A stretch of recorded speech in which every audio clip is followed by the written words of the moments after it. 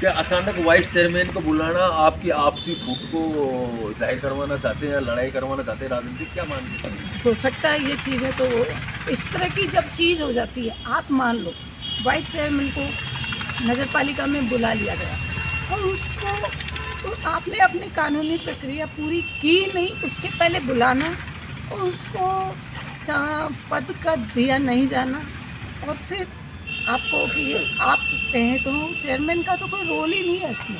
क्या लगता है आपको प्रशासन किसी के दबाव में कोई काम कर रहा हो जो इतनी जल्दीबाजी कर रहा है? बिल्कुल इस तरह की स्थिति में मुझे कंफर्म लगता है कि प्रशासन किसी दबाव में काम कर रहा है और आपसी फूट मचाने के पार्टी में जो हम लोग 5 लोग 4 लोग साथ हैं उनमें आपस में मनमुटाव पैदा करना चाहते हैं। क्या ये स्थिति पहली बार यहाँ हुई है? इससे पहले लालसोट में इस तरीके का कोई बवाल नहीं था राजनीतिक? क्या लग रहा है कि इस तरीके से ये जो विश्वास वाली जो प्रक्रिया इसके बाद राजनीतिक व्यवस्थाएं तिल मिलाएंगी या फिर भ्रष्टाचार बढ़ेगा? क्या मान के चल रहे हैं कि इस तरीके की जो व्यवस्था आगे क्या होने इस वाला तरह है? की स्थिति होगी, इस तरह का वातावरण जब लालसोट में एक बार पैदा हो गया, कांग्रेस के पार्षदों को भी उन्होंने दबाव में लेकर काम किया, तो मैं मानती हूँ कि पक्का भ्रष्टाचार का बोलबाला रहेगा। लालसोट में पहली बार ये परिपाटी हुई है कि अविश्वास प्रस्ताव आपके खिलाफ लाया गया, तो हो सकता है कि भविष्य में आगे भी ऐसा ही हो।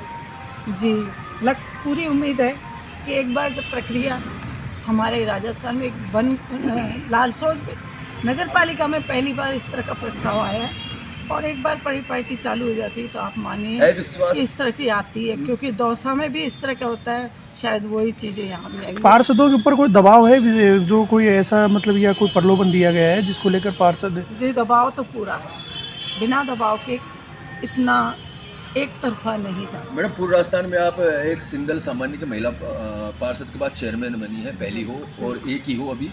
तो एक खबर छपने के बाद एक चर्चा का विषय था पूरे जिले में कि एक महिला पार्षद को महिला सशक्तिकरण के तौर पर बढ़ावा देना चाहिए था और इसी राजनीति में घुमा फिरा के उनके हाथ से पद को जी, छीनना। कल भी मैंने आपको बोला था कि राजस्थान सरकार हो चाहे सेंट्रल केंद्र की सरकार हो, वो महिलाओं को सशक्त बनाने के लिए बड़े बड़े पेपर में न्यूज़ में इस तरह के बताते हैं कि हम इतना कर रहे हैं इतना कर रहे हैं, पर मुझे आज लग रहा है कि शायद वो हकीकत में वो हमारे लाइफ में कामयाब नहीं है।